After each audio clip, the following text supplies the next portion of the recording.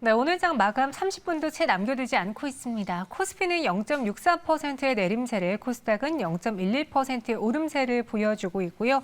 오늘도 마감에 두 분과 함께 이야기 나눠볼게요. 차영주 소장님, 인성일 고문님 나오셨습니다. 어서 오세요. 안녕하세요. 네, 안녕하세요.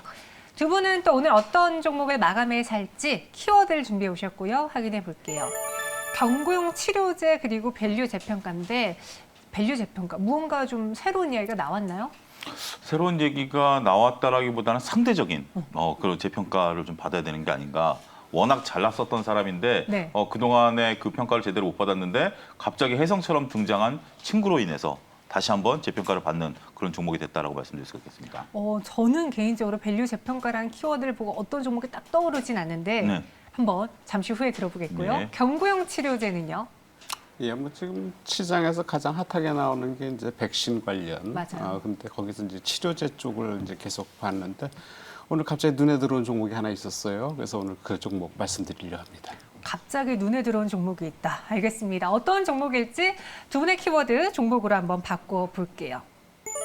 KB금융과 동구바이오고요. 먼저 동구바이오에 대해서 어떤 모멘텀이 있는지 전해주실까요? 예, 지금 동구바이오 오늘 갑자기 들어왔다는데 왜 갑자기 들어왔나? 오늘 거래량이 완전히 확 늘었어요. 평소 거래량의 거의 한 10배 가까이. 오늘 100만 주가 넘는 것 같이 지금 들어오는데 네.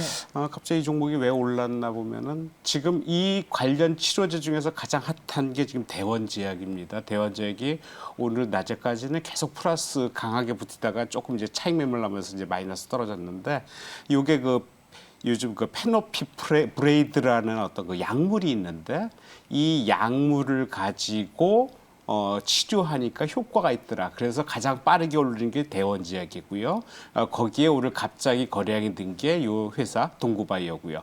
이 종목 말고도 또 종목이 있습니다.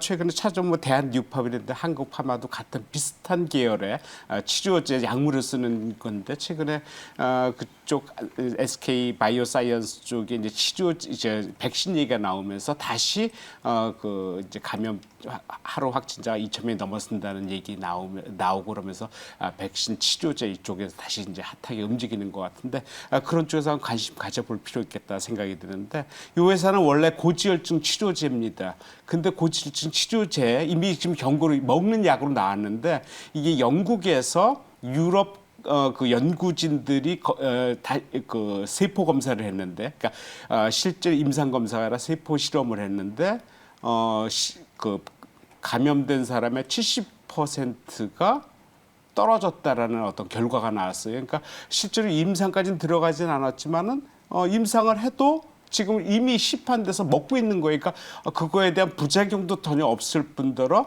이것을 찾아냈다는 일단 관련성에서 연계시켜봐야 되지 않을까 생각이 듭니다. 그래서 이런 쪽에서 오늘 거래가 급증이 됐고 최근에 이미 간 종목들이 있고 그리고 이 동구바이오가 기존에는 그 피부과 처방 시장에서는 1위 업체입니다. 그러니까 그런 쪽에서 계속적으로 실적을 갖고 있고 면역 치료제도 강하게 나오고 있고 그다음에 이 자회사 관련해 갖고 그쪽에 투자 수익이나 신약 개발에서 수익을 갖고 있는데 최근에 그 D&D 파마텍이라는 회사가 그 IPO 얘기가 좀 나오고 있거든요.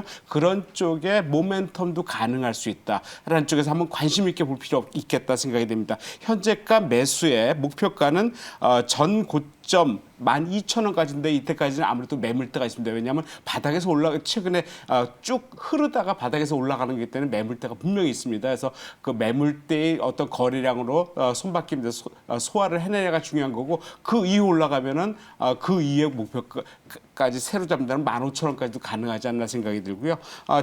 전 저점 이탈하는 9,200원에서는 선절적으로 얘기해 드립니다. 네, 동구바이오제약 오늘 눈에 들어왔던 게 갑자기 또 수급이 들어왔다. 그래서 눈에 띄었다라고 말씀해 주셨고요. 12,000원의 목표가, 손절가 9,000원입니다. 이번엔 차영주 소장님, 밸류 재평가 그리고 예. KB금융을 갖고 오셨어요. 예, 일단 우리가 카카오뱅크가 상장을 하면서 일단 뭐 수급에 의해서 현재 주가의 변동성이 확대되고 있는데 네. 카카오뱅크가 일단 뭐 은행이냐 플랫폼이냐 뭐 이런 논쟁들이 있죠. 어찌됐든 지금 카카오뱅크가 흥행에 성공한 것은 사실입니다.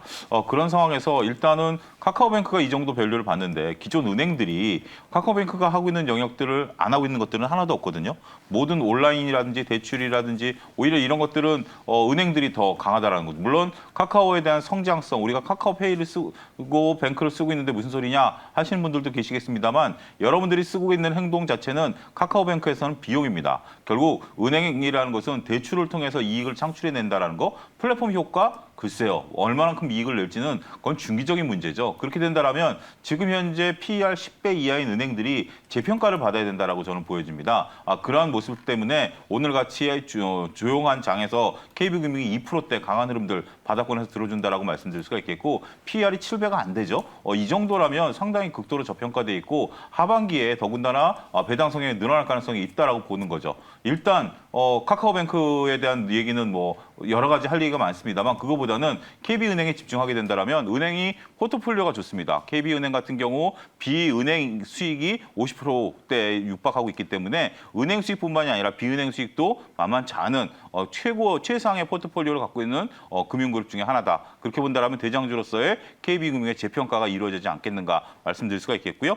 지금 현재 53,000원대 거래되고 있는데 현재 바닥권이기 때문에 손절가는 5만 원 정도로 제시해드리겠습니다. 하지만 의미는 특별히 없어 보이고요. 1차 목표가 6만 원을 제시해드리겠는데 상승 탄력을 보게 된다면 충분히 그 이상도 가능하지 않겠는가 말씀드릴 수가 있겠습니다.